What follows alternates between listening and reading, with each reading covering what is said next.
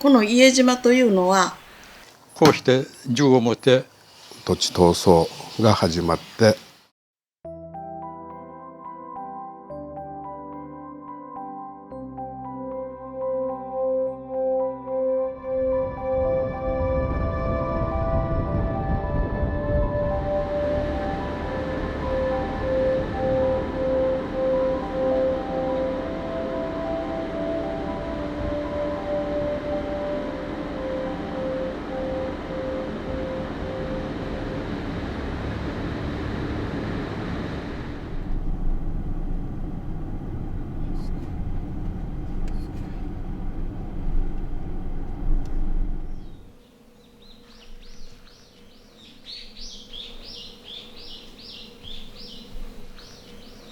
戦争するそのものは沖縄でさせた。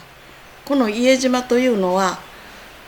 木一本、住宅一軒も残さない戦場になって全滅にしたんですよ。死体はもう足の踏み場もありません。それでアハ軍は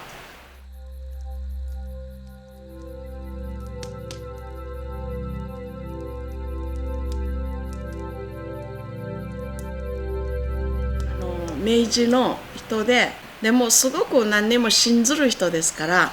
疑いなく、であの時は戦争というものは殺し合いじゃなくて相撲を取るようなもので、はい勝ったぞ負けたぞというようなものであったというふうに思って、でこの戦争になってこのようなざまになったことを見て、嘘だったんだということが分かったというんですよ。だからもうそれを聞いてもすごく私は驚いたんですけど、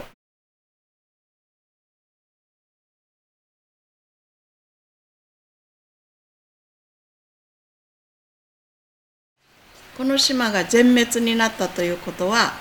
国が飛行場を作り陣地を作り、日本兵を500名余りもここに動員して戦場を作ったんですよ。国が作った。周りを23キロもない小さな島なんですけども、軍艦で包囲をして、人間が渡れるぐらいに包囲をして、アメリカはもう細かく記録を取ってる国で、島の中身を全部記録をしてるから、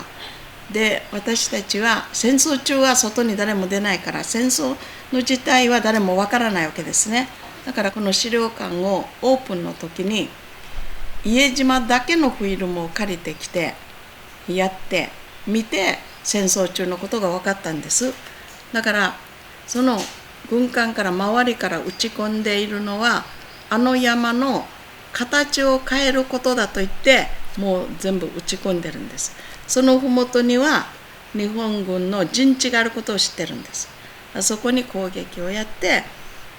まさにあの山の形は変わりました。変わることが勝利だと言って周りから撃ち込んでいるシーンを見て、やっぱりと思ったんです。そういうふうに国が全滅にさせた。その全滅になったことから分かったことは、戦争というものは戦争準備のあるところから息の根を止めると。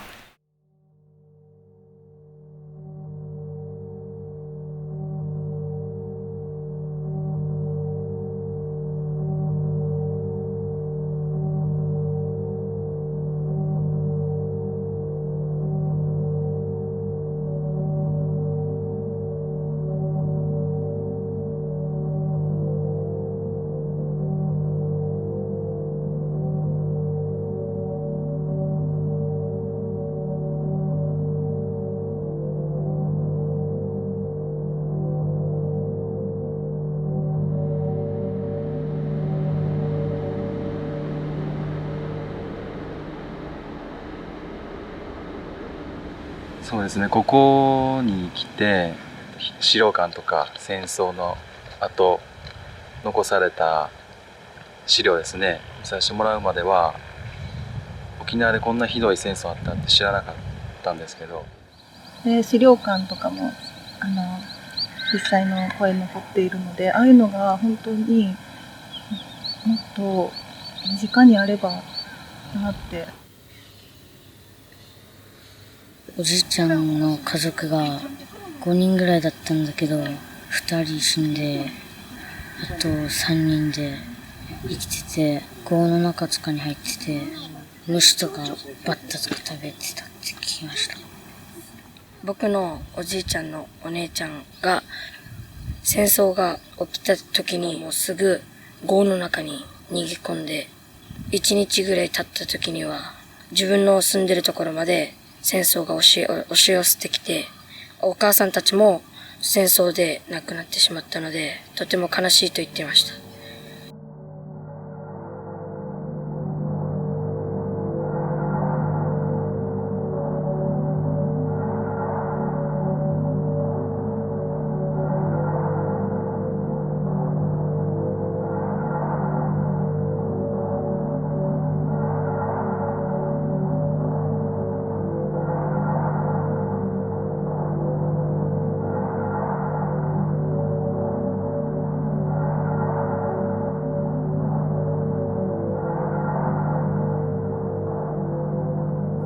生まれた時から戦争ですから、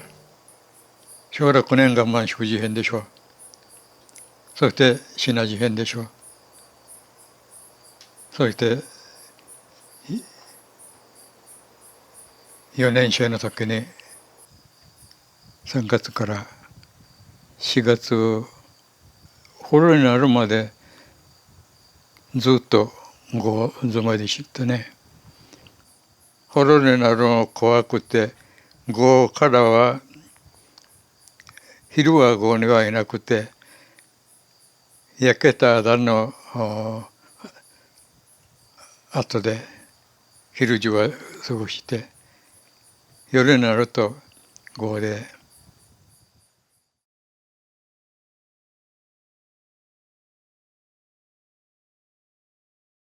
米軍がいる間は配給ですねあったんですけど、それからもう正月あたりになるともう本当にソテツも食べました。食べたこともない草なんかもみんな食べました。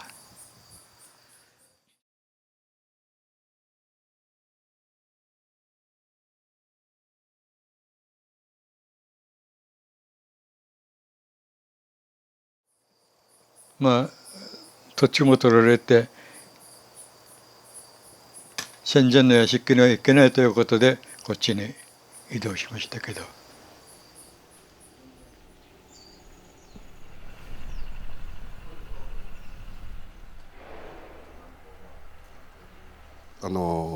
私たちの両親たちは話を聞いてみると騙し討ちにあったと。53年頃来たと米軍が来た時には土地もきれいに分けるから測量するからということで測量に入ったらしいんですよ、私が聞いた限りでは。それを55年になって武装した兵隊300名が銃剣とブルトーザーで思ってマジャの基地の中にあった13戸の住宅をブルトーザーで壊して、それをまた焼き払ってサトウキビも焼かれたりしてですね、もう濃厚でくるような状態じゃなかったです。銃のなんていうんですか、型にあれするとこれでこうして働き盛りの人たちをその中から32名あれしてですね、飛行機に乗せられて翌日即決裁判で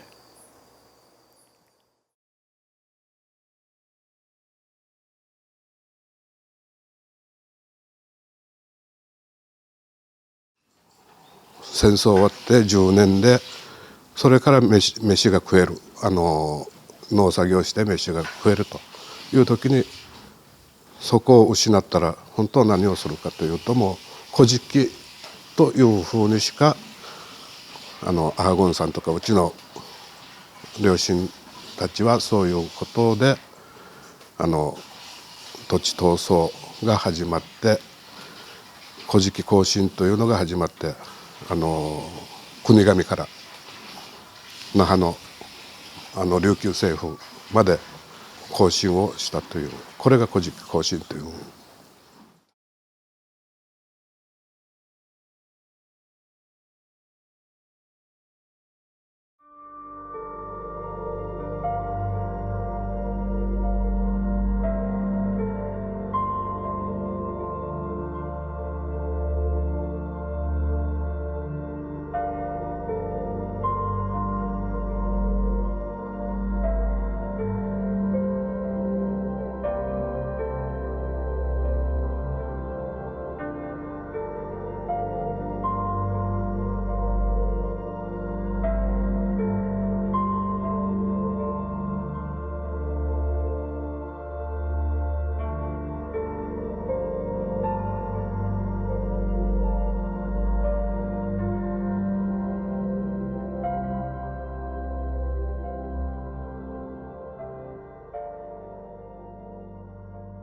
そうですね、やっぱり親と一緒に農作業も行ったり、そういう反対運動も活動に連れ回されたのはしたんですよ。おふくろも親父も本当に強かったです、反戦運動は。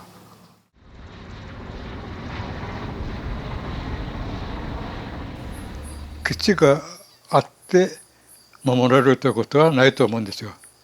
それが一番あれしてるのが伊江島。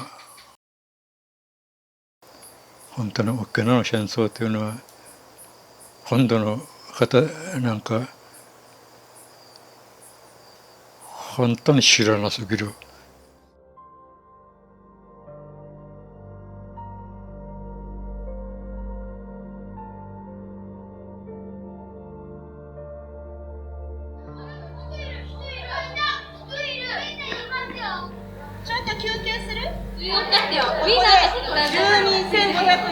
日本兵2000人亡くなってる。嘘。